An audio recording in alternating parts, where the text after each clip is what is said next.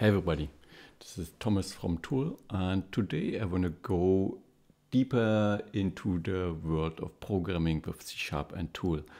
So this is going to be a lot to cover. If you have some experience with C#, there shouldn't be any problem whatsoever. If you are more on the artist side, so you might want to stick around, maybe you can learn it and see that it's actually not so complicated.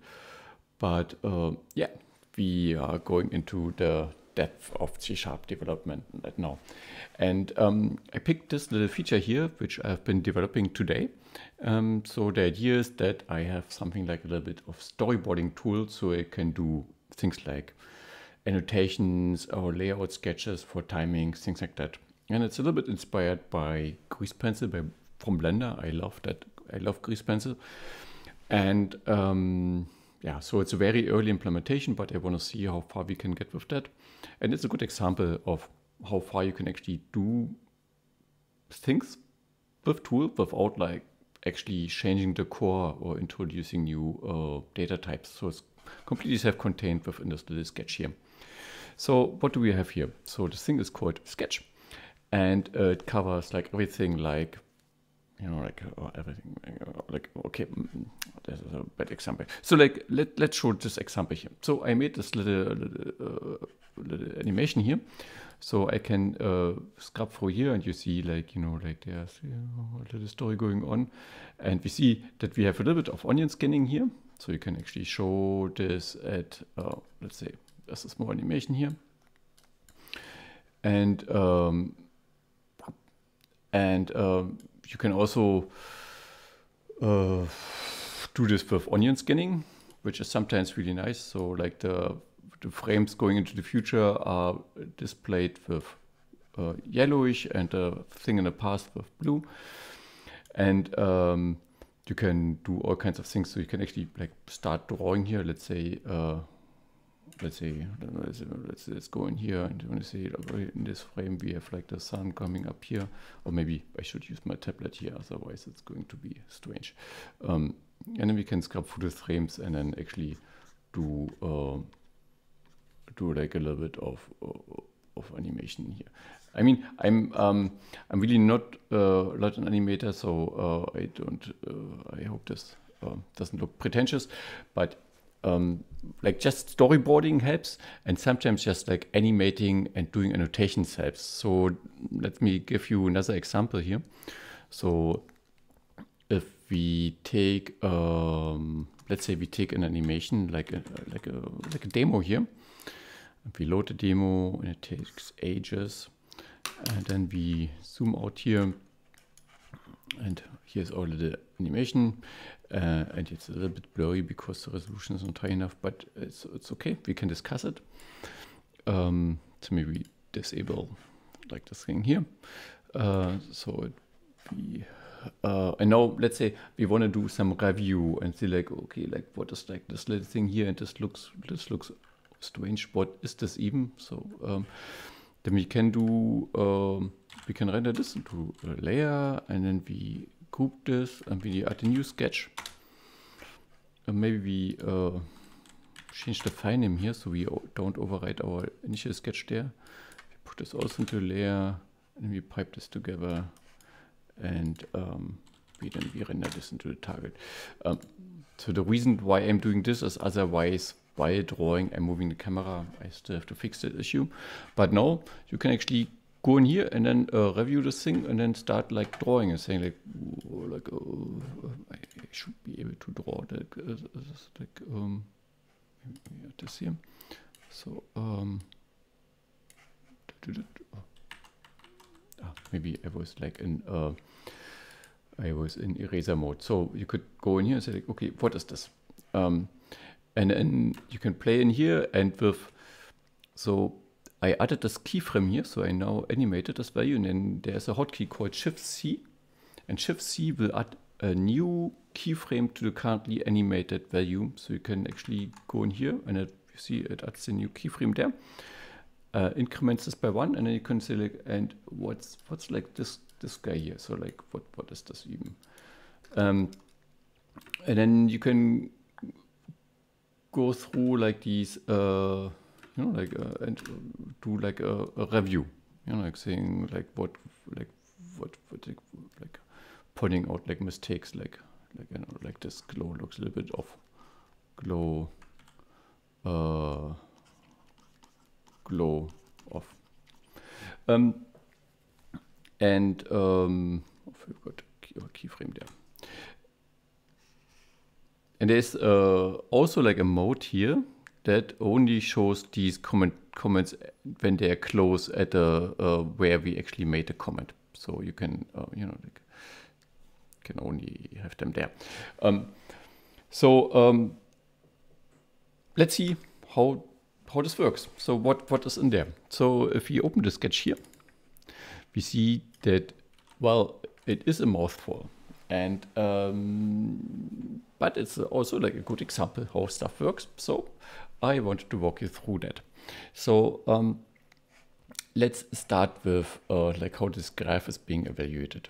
So we have the primary color output buffer, and this buffer is being created by a render target. And the only reason we need this render target is that we set up this background color and initialize a new sub-scene, you could say, with its own camera. And we have a camera here, which is our default. Actually, since it's our default, we don't need that. So we can take this out. Then we have this group here that renders three things. Or maybe let me start at the bottom. It is only enabled if this enabled thing is on. And the reason we do this is I was thinking about like how do we actually how do we prevent things from being rendered if they are only supposed to be visible at the state of commenting. So like in this state, you know, we don't want to see any annotations here. And so we have a little bit of Boolean logic down there. So here's another unused op. And we can actually follow this back. So we see, for instance, here we have, so this goes into the, is enabled. Right now it's not enabled because something is going on here. And we see, is any of these enabled? So, and then we can go in here. So is this is shown as, which is an integer property. We will go to there, shown as, this is like this guy here. So it's 0, 1, 2. So is this not equal 0? So is this not only at the current frame? Then we show it all the time. Or if the current float, the current page index, so like this thing we are scrolling, the property we have been animating, so like this guy here. So we, most of the time we want the integer component, so only like the whole numbers. But we take here this original property, we convert it back to float. We subtract these from each other. So we subtract them and we are precisely at the frame. This should be 0. And if it's 0, which means we are completely at the frame, then we should also render this. And we increase the precision here a little bit to have this not only precisely at the frames, but like sometimes, you know, like a little bit in front and a little bit after. So like here, like this guy, we see it. Like, oh, where was it? Okay. So then we see that we are drawing three things in this group. The first thing is we draw like this onion skinning thing. And so right now we see that it's not being evaluated. We see that these are dark, which is nice to know, because right now we are in this only at frame. If we change this back to with onion skinning, we see how this gets evaluated and enabled. And we see that it gets enabled because we see that we take the show as mode. and we compare it with 2, and if it's 2, then we enable this whole subpatch here. And then we have this loop operator, so we loop 5 times, then we draw lines, we get the size from this guy here, from the width factor, and we have like, we convert something, so the lines are on the GPU, so we use the list to buffer to convert these lines. We will jump into this in a second. So this is basically getting the strokes relevant for a page, and then we iterate. This is the iteration counter, which goes from 0, 1, 2, 3, 4 to the loop count here. This was the loop count. And we subtract 2. So this is actually -2, -1, 0, 1.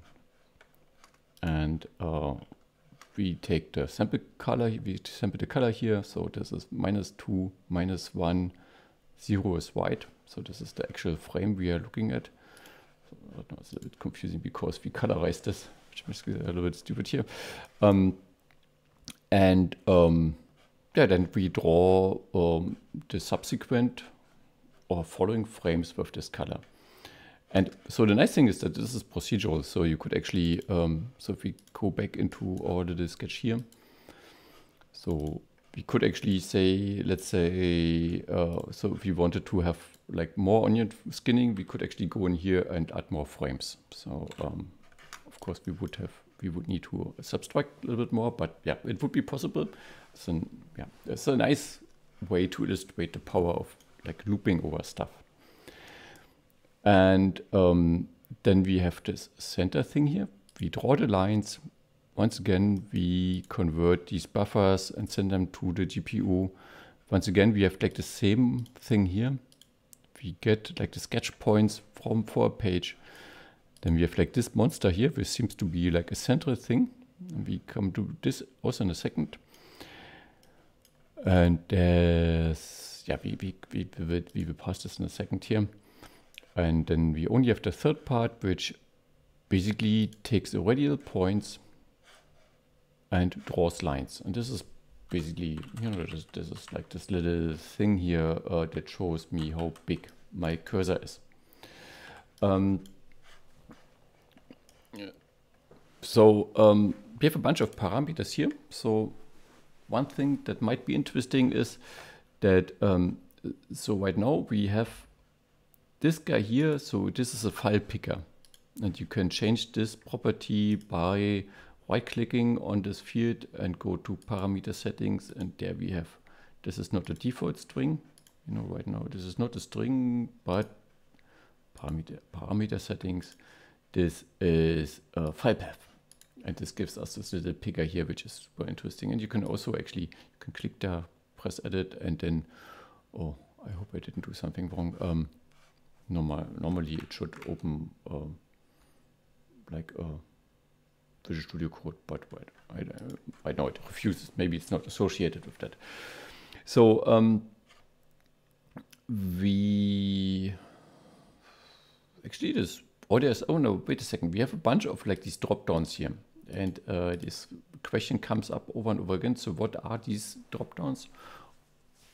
In C# world, you would call them an enumeration. But where's this type coming from? And so now we jump into C# code. So we are looking at the operator called sketch. And we are looking at, you know, like all these parameters of the operator called sketch. So these are the parameters. And if I switch here to my, let's throw this away. We don't need this. Let's throw this away. Let's close all these. We don't need this for now. So if I search here for sketch, then we see there is a sketch class and T3 operators types. And this is this type. And it's a C# class. It's a proper, like strongly typed C# class. You can rename this, of course, but you should rename it always like so. This is like symbol definition, rename symbol, because it comes with a bunch of additional files that should automatically be renamed. Anyways, here we have like this show mode things. Remember, we are talking about like these 3 attributes. And if we click this here, we see that this show mode enum is only used here, and there's like this little smart little map type equals type of show mode things inside the attributes for the show is property. This has to be an integer, so otherwise this will not work. But now this is super nice because you can go in here and do things like just add something, compile it, and instantly you will see a new option there. And since these are, you know, like they are only like stored by integer, you can actually go in here and, you know, for instance, just rename something if you think that show until next frame is a better name. So, and nothing will be broken, everything will be persisted. So, super powerful stuff. We also see that we have web types here. And we initially, you know, I said like 2 minutes ago, in a second, I'm going to tell you what this thing is about. So it's an external class. It's this class here. And this is basically the main thing that does everything. And also you see this from like this graph layout here. So this is where most of the attributes go in there, and most of the attributes also like go out there, and we even have like a bunch of outputs there. So it's a complex thing, but it's a completely valid thing to do this kind of things in C#. So you like this Boolean stuff down there is like on the verge of what you should do with patching. If it gets any more complicated, I personally prefer just writing code. And so we see that once again, this is underline sketch impl. Impl stands for implementation, and it's just my way of saying don't go there. You know, it's an internal thing. Okay, we have to definitely fix this.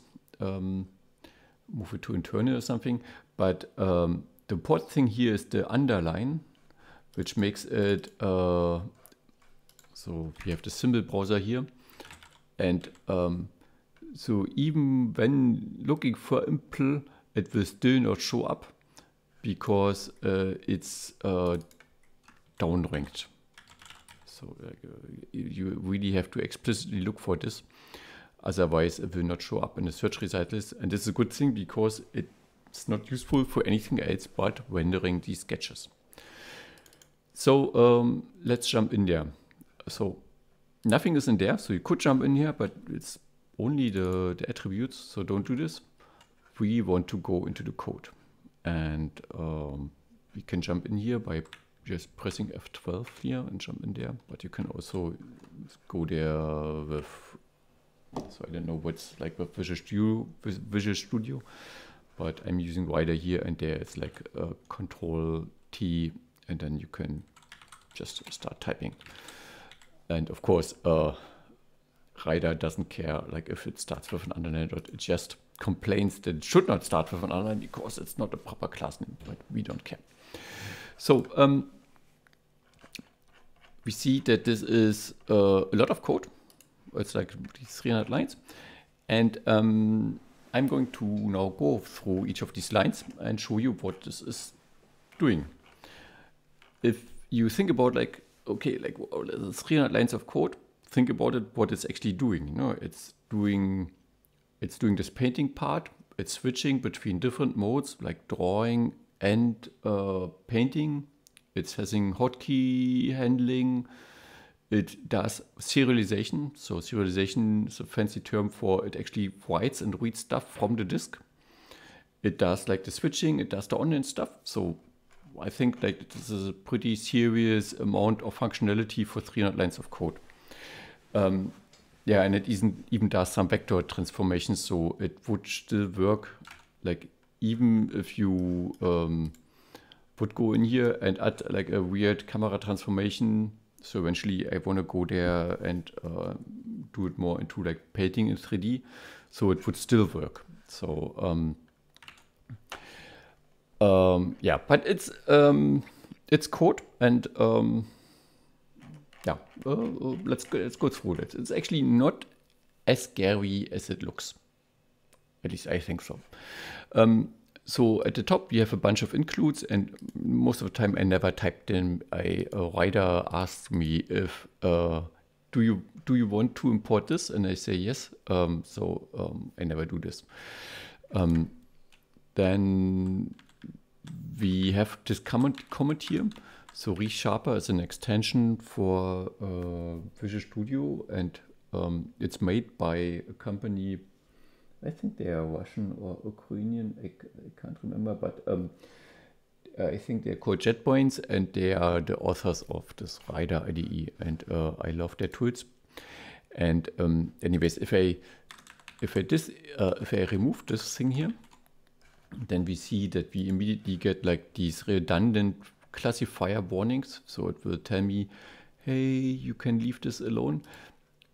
But this is an excellent opportunity for a detour here. So we want, or I want that clarifier here, or qualifier, because okay, now this is complicated. So a vector is it's a struct.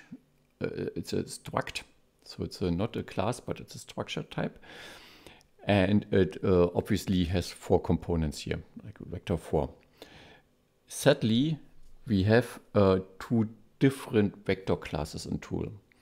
So we have vector classes provided by SharpDX, which is the wrapper to our DirectX API. And eventually we want to replace it with something else, but right now SharpDX is what it is. So it's there to stay for at least a couple of months.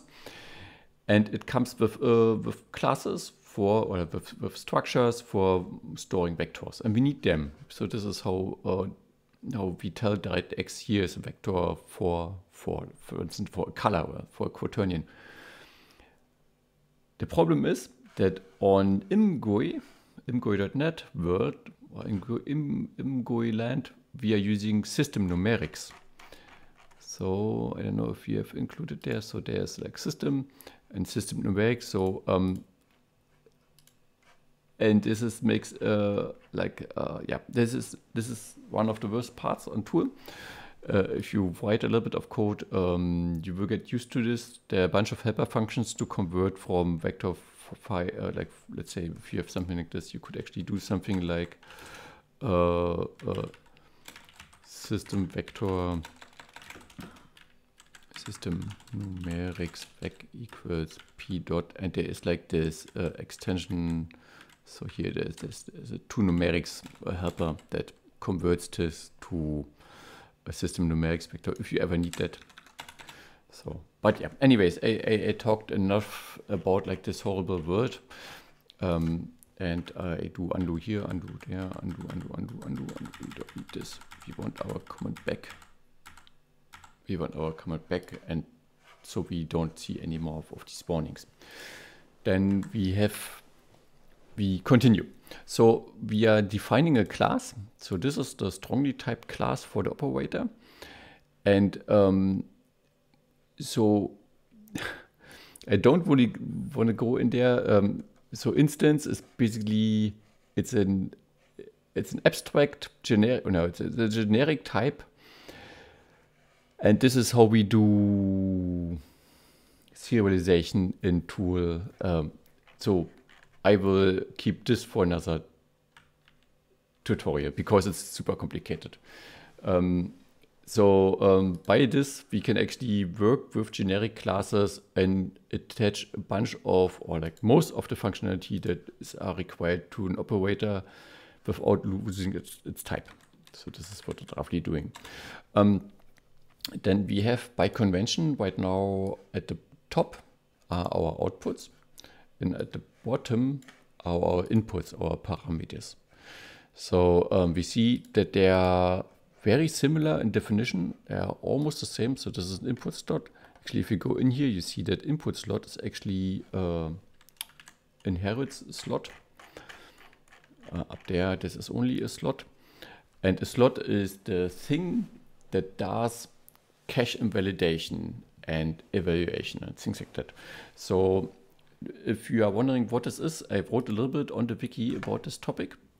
So, but basically the idea is that we only evaluate parts of the graph that needs to be evaluated. So either because they are depending on time, so something that changes every frame, or a resource.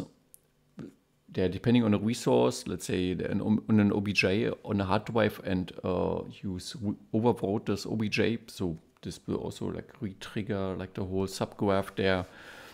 Or if you use the parameter window to change this. So I can actually illustrate it. So like if you go in here, let's stick this there. We see that all these things are not evaluated right now because they are being cached. They are not dirty. And so you also see the small little 0 dot updates in the tooltip. You know, here we have one update. This is 0 updates because none of these are ever dirty. If I now click on the background here to get the parameters and then change show as, and then I go here into show as and change this, you quickly see how this flashes an update there. And if I go here in, let's say, the next frame or something, or actually, yeah, I don't even know how to, yeah, like if I would change this guy here, you also see how these suddenly become updated. So this is super important because otherwise Tooll would be super slow. You know, if you would evaluate all the graph all the time, it wouldn't work. And the cache invalidation magic of the input fields does that. So this makes it possible. Most of the time you don't really have to care for that. Yeah, but I wanted to give you a deep dive. So then this is a generic type, which means we have to classify. So what's the type of this output? And here we say this type is it's an abstract type. So object, we go into that in a second. But here, for instance, we have the type is a system numerics here, system numerics 3, vector 3. And this is the cursor position in the world. And here, this is a normal floating value, and it's the current brush size.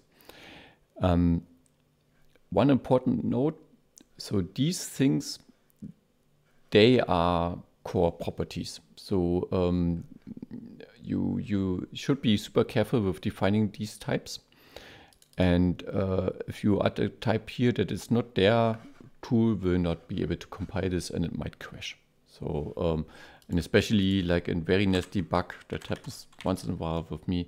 So if you would write sharp dx dot vector 3 and compile this, Tooll would crash because it's the wrong type of vector for this input. And you couldn't do anything with this because there would be no output that would match this data type. So, you know, like a bool only goes to bool. And this is like all the bools here are blinking, but only booleans. No, so and it's the same with vector. It's strongly typed. It's the same thing. Actually, it's the same. You know, it's the same. Like it's 3 floats, but different type.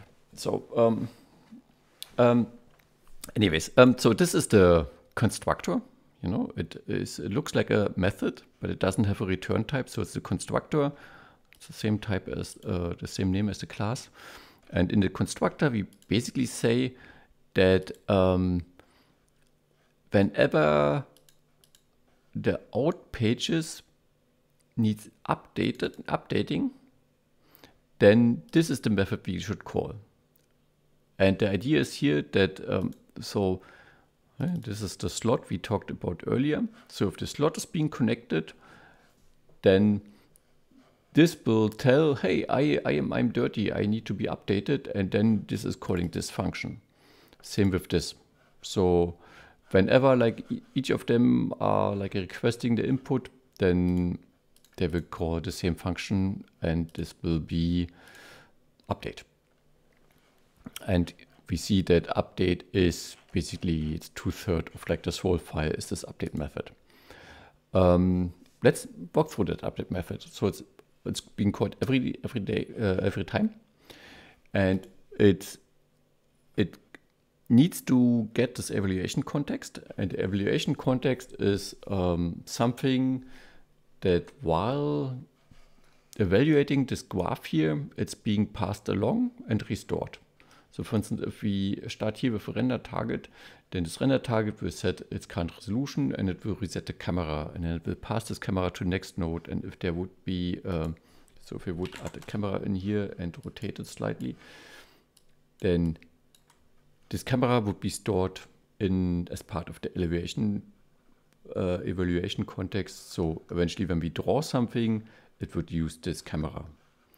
And the evaluation context has quite a bunch of things. So it has the current time, it has the transformation matrices, it has the material properties, fog, and yeah, all kinds of things. If you are curious, you can actually go in here. So it's not a huge file, so it's not that much, but it's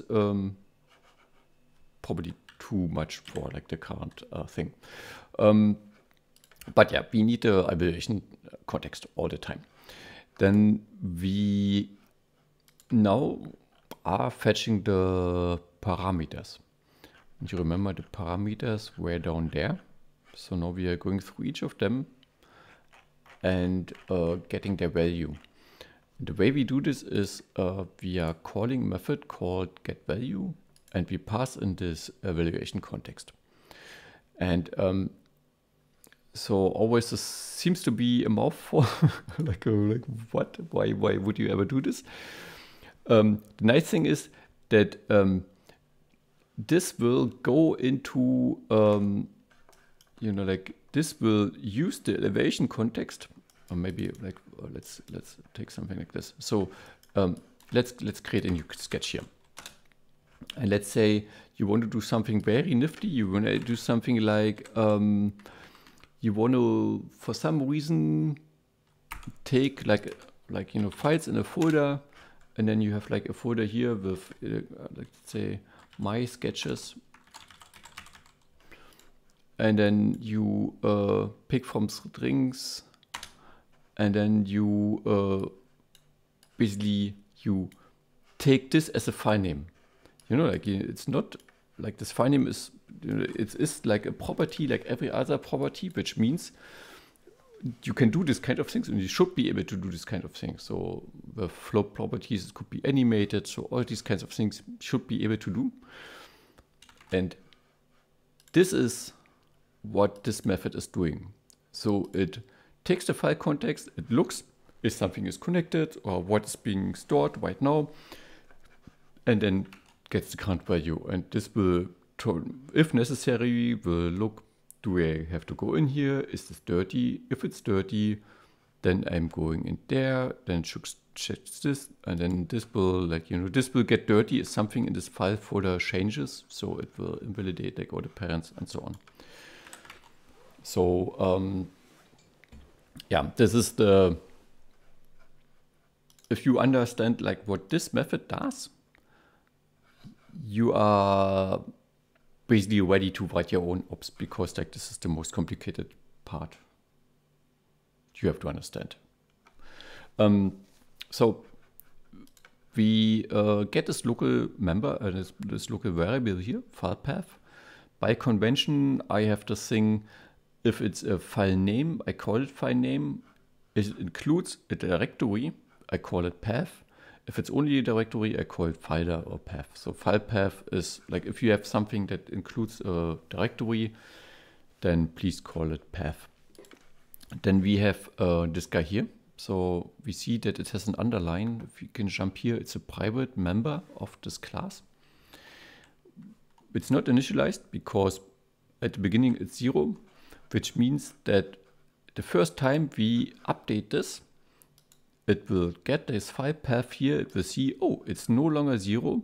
Then it will store this new file path, and then it will try to load this JSON thing here.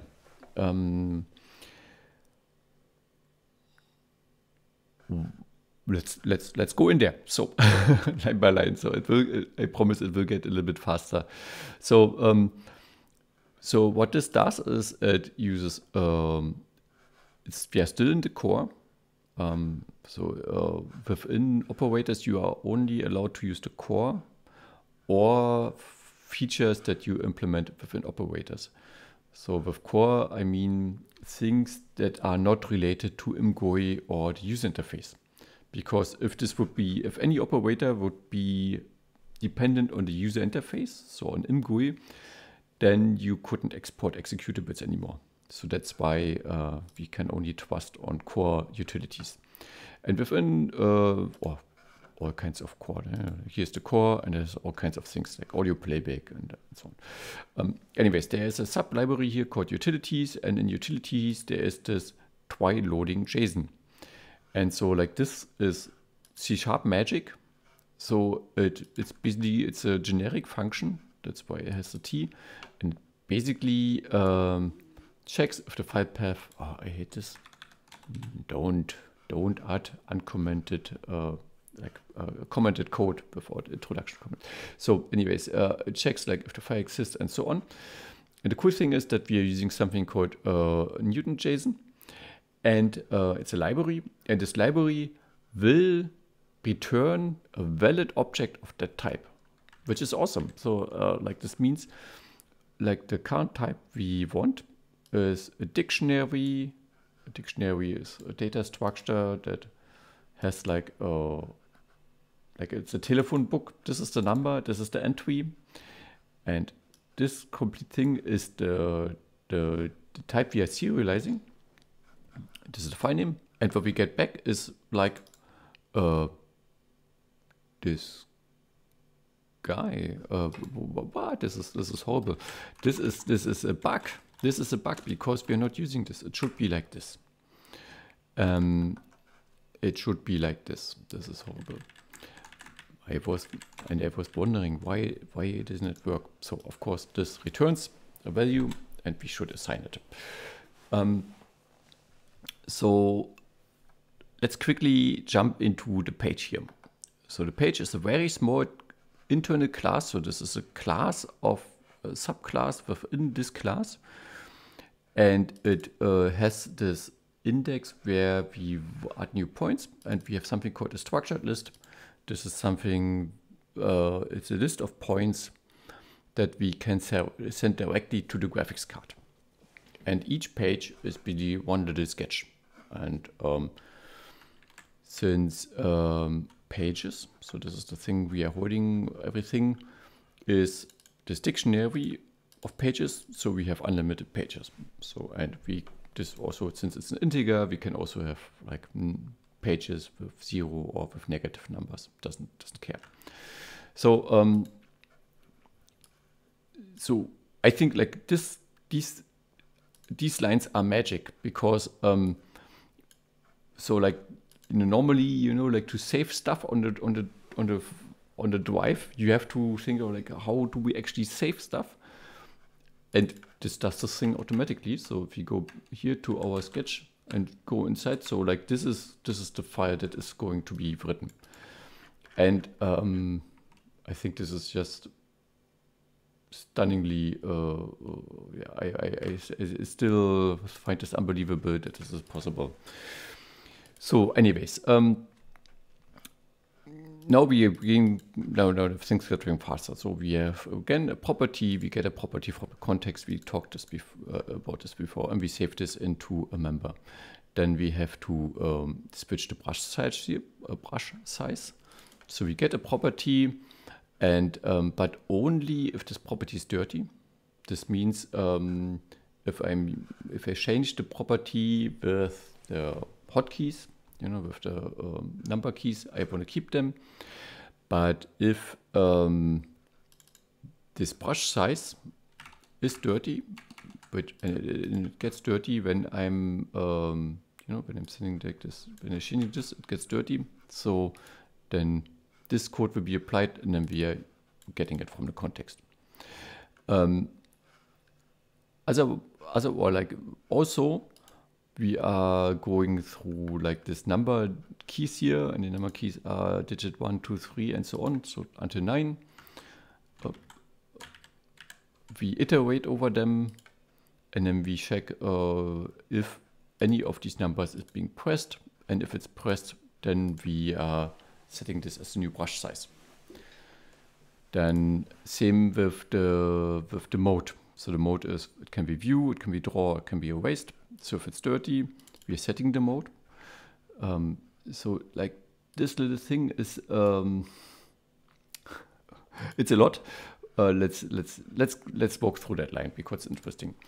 So mode, if you jump here, this is an enumeration, and it's strongly typed, which means like we have these 3 modes.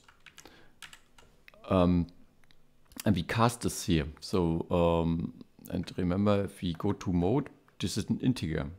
Yes, it has this map type, but it, this is only for in the UI world. Internally, it is an integer. And sadly, if you do something super dirty, so for instance, if you create like the current frame count and connect it to this mode, then it will exceed the number of modes we have, and it will basically throw an exception because it can't type there. It can't cast. So we clamp whatever this is the output, and we clamp it from 0 to the number of names of the type modes minus 1. So whatever is in here, in here, is an integer. This integer will be clamped between 0, so no negative values, and length minus 1, which is like, not here, which is 2. So this will never crash. And yes, of course, we could just clamp it to 2, but it's always better to have flexible code. So like this will allow to add new codes, new draw types. So maybe, yeah, it's already a little bit too late. But so maybe next tutorial, so I can show you how to extend these modes and add, for instance, like a nudge or move mode. And it would be straightforward. So then we have this key handler again. We checked if the pressed keys array has a true for the key P for pen. If this is the case, we switch the mode to draw. Otherwise, if the E key is pressed, we set the mode to erase. Then we have like this little brush size factor. Sometimes I do this. So like if modes depend on certain things, I'd say factor. This means by default it's 1, but it could be any other factor. Like also could also be meaning fading out. And in this case, so if I'm erasing, then the brush should be larger. So I just learned that otherwise it's really hard to erase stuff. Then we are getting the mouse position here. Mouse pose, once again, it's connected. It's a vector 2 here. Then we have to convert this with some vector magic here. So we are basically taking the evaluation context. The evaluation context includes like all these transform matrices. I don't want to go in there. To be honest, it has been a while since I wrote this code, and vector magic is not my strong suit. So yeah, but what it does is basically it transforms like a position on the screen or like in the viewport into like a word space position. And this word space position can then be used to add new points. So now we have the position in world. Then we check if we are not viewing. So this is like all like adding new lines here. So and we only add new lines or remove lines if we are not viewing. Then if we are triggering this reset, then we should remove like the pages here. Then we have a little bit of magic that so if the mouse is down, so once again we have like this parameter here, we get this from context. If we go in here, we see that, so we have the mouse input. This is a default operator that provides this mouse information, and it has this thing is left mouse button down, and this is connected to the is left mouse button down. So this is the thing here. So if it's not down, but it was down, then we basically we have to do something, because then we have to add a little separator here to add a proper line. Otherwise, if it's down, then we just keep on adding more points, and then how we add them depends on whether we are raising or whether we are drawing. We have this little nugget here that if like this guy here, so if we only did a little click, we still want to see like a point. So sometimes I think it's called stippling or something. So like sometimes you would just want to add points without like dragging, and this is basically the thing for that. So like here, when dragging, we add, we create a new point like this. Point is this data structure with a position and orientation and this W parameter. Right now we are storing W parameter like this. We store the brush size, so eventually we can also extend this to tablets and like pressure sensitive input devices and stuff like that. And we append this point, and then we also append the separator, so to make sure that it's not being connected to the next thing.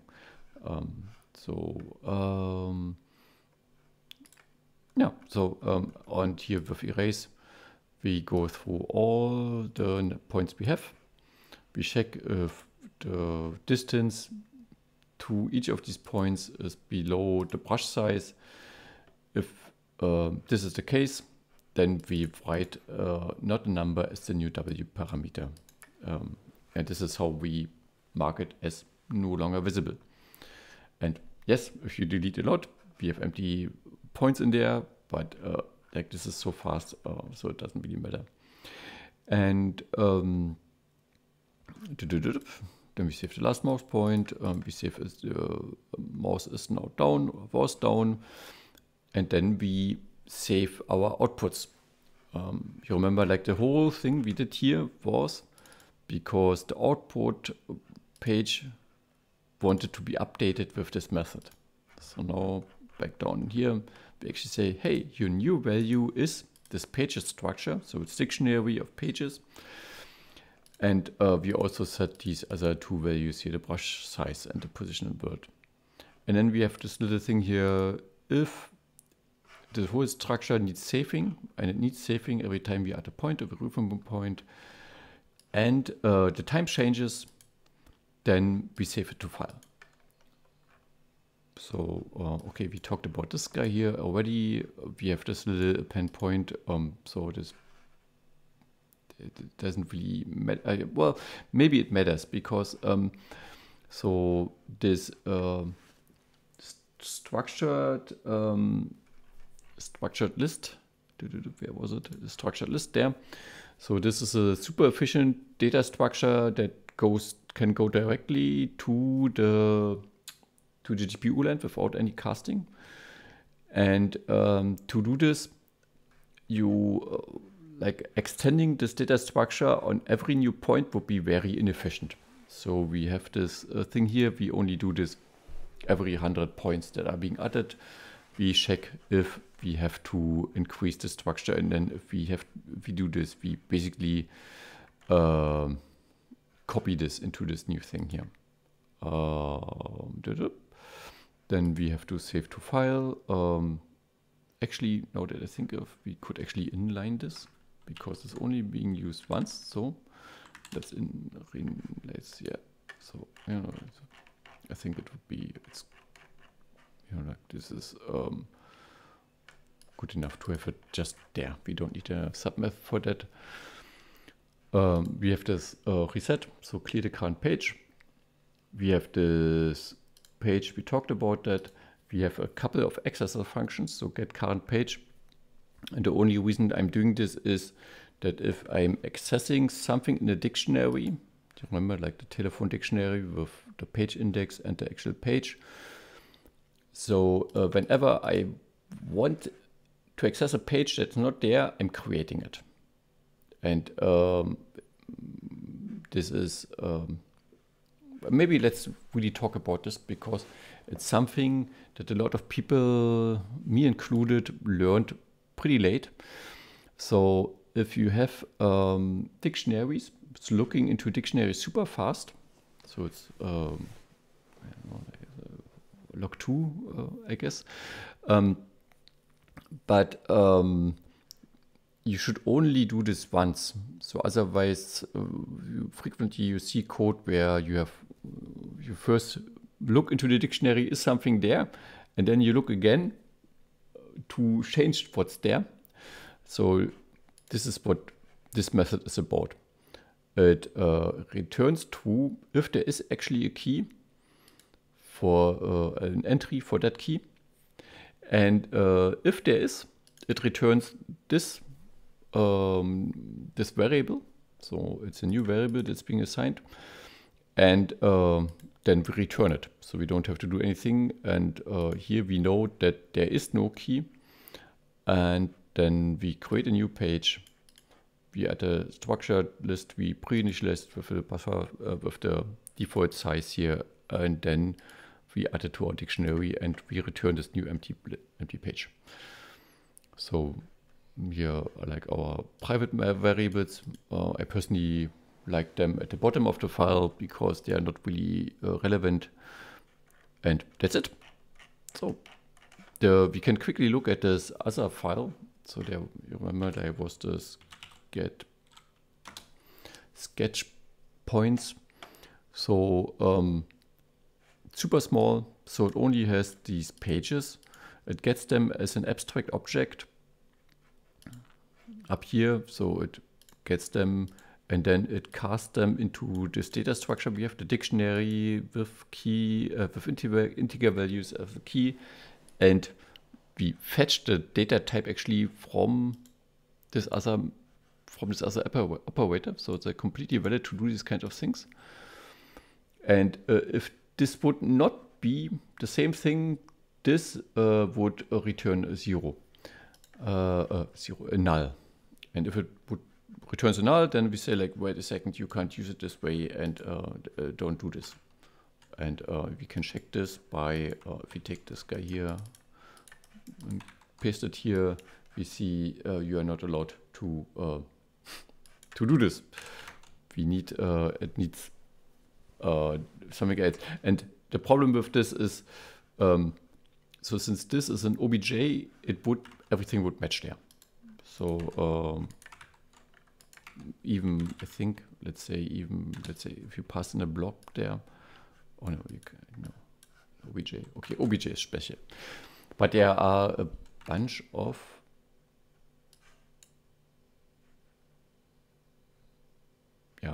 for instance, like the camera, it also returns an OBJ for its reference. So anyways, we see Rider frequently has this green underlines here, which I love because they help me to refine my code and to learn more about C#. We can hover over the thing here, and it suggests use pattern matching. So we do. So it does if pages get value is not a dictionary, then it returns this. Yeah, so it's actually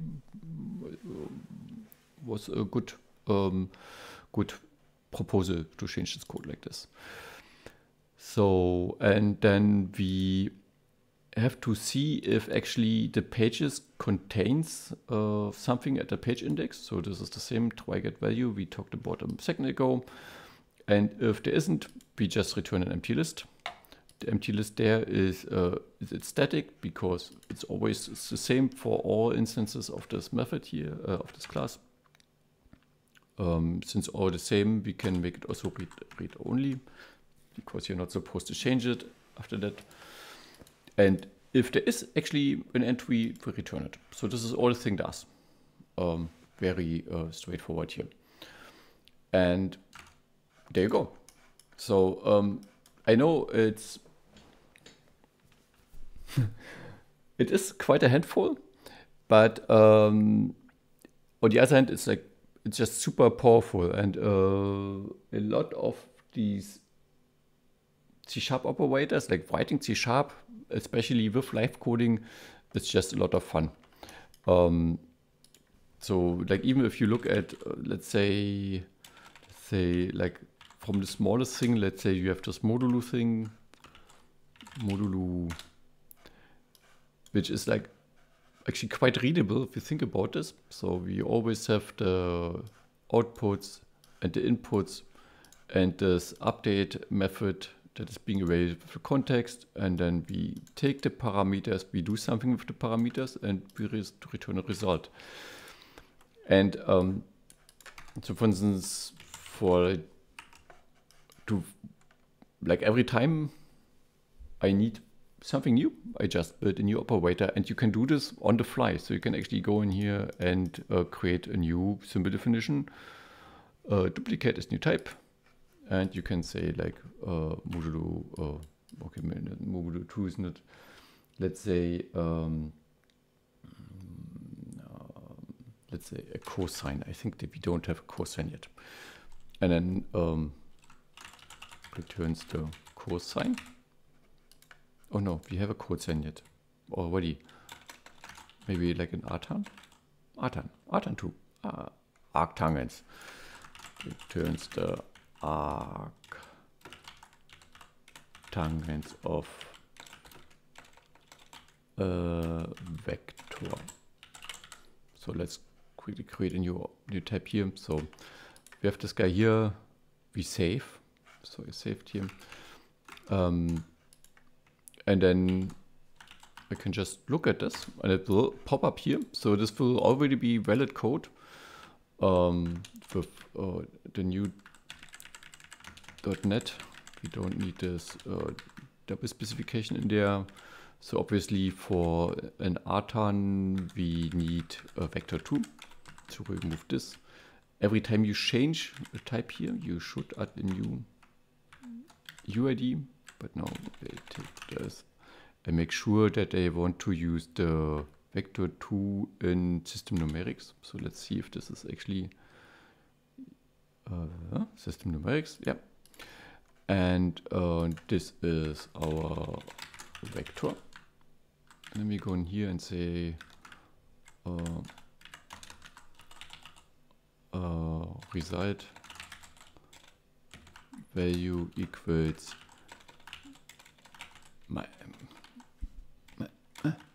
math.arctan2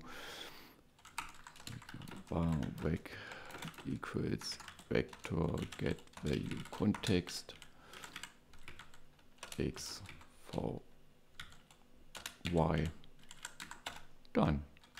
We save. I press save, and here's our arctan2. So and it does this thing. So you know, if you put an oscillate in there, if you connect this here and turn an idle animation and look at what it does. Well, maybe we should pin there. So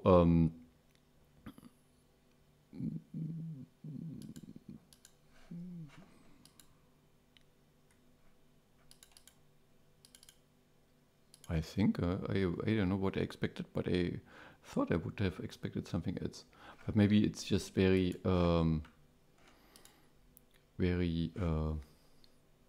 slow. So if I go here, there. Okay, so yeah, but I think this is the what I expected. So yeah, there you go. So adding new operators can be super fun, and it's just I have to say I had a lot of fun writing this the sketch operator there. So if you have any questions, there's a development thread on Discord So you can join us there, ask us questions. I will be happy to help some other people as well. And yeah, I hope you learned something, and I would love to see you on Discord. I think we are having something there. So it's getting there. Actually, it's getting there. So have a great day. Bye.